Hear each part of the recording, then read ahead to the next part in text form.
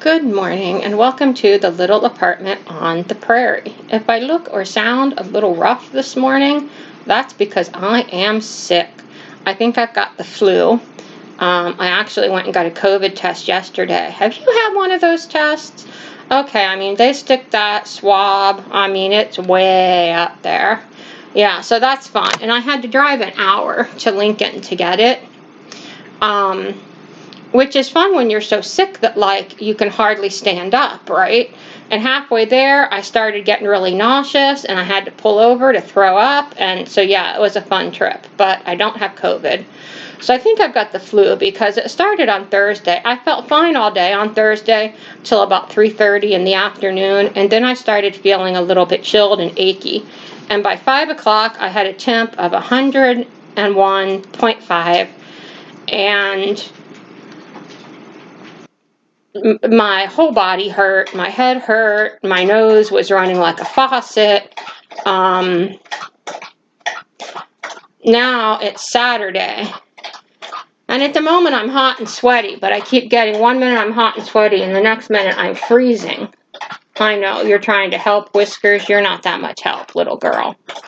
Whiskers wants to climb on me, and my skin feels ultra sensitive, so I don't want licked by a rough, sandpapery cat tongue.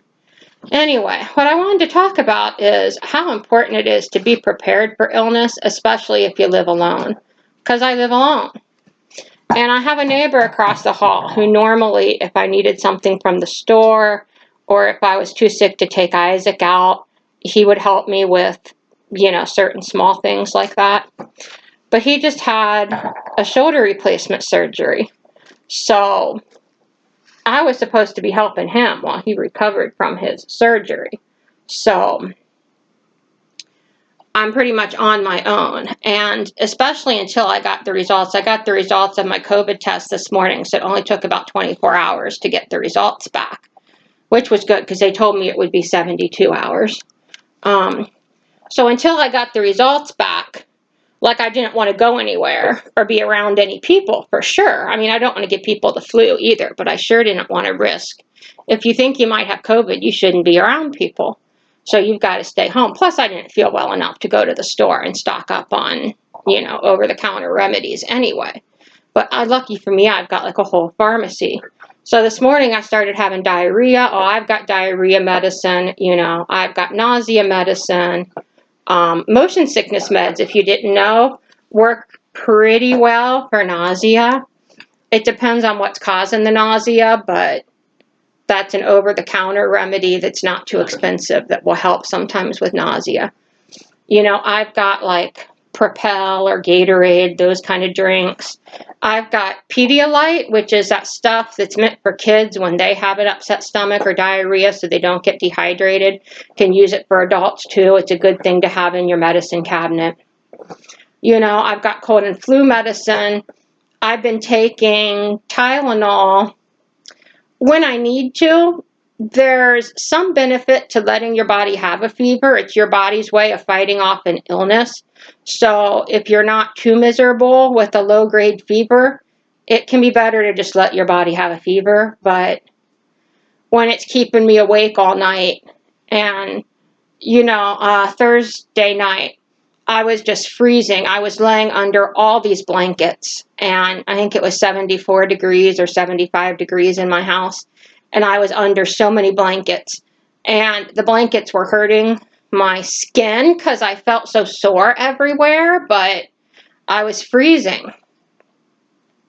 So it was time to break out the Tylenol and sometime in the middle of the night because, you don't need to suffer needlessly, but there is a benefit sometimes to having a fever. And this morning, so I'm feeling a lot better. I took out the garbage. I did a few dishes yesterday, just Isaac's dishes and some cups, so I can make tea and stuff. I haven't had any coffee in 2 days. I don't really have an appetite. I'm thirsty. I feel parched. I feel dehydrated. Cat hair in my mouth doesn't help, Whiskers. But it's really good to have a plan for dealing with an illness, and especially with an illness that you can't go out to the store to buy things. Like if you've got COVID, you should be staying home. And if you think you might have COVID, anyone in your house that's been around you should be staying home too until you find out that you don't have COVID. So you want to have the supplies already at home that you're going to need. So this is going to be short this morning because I'm tired. Yesterday, like all I did was like get up for 20 minutes and then take a nap for an hour. And I've now been up for almost 2 hours and it must be time for a nap. So let me know your tips or what items you keep on hand for if you get sick, especially if you live alone. Let me know what tips or tricks you have for dealing with an illness when you're by yourself. Because man, like I would love to be able to have somebody come take Isaac for a good long walk because he's bored and he's bugging me.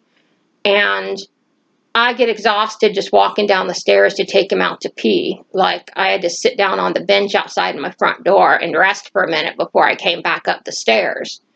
And he wants to go for a walk and I'm just not up to it.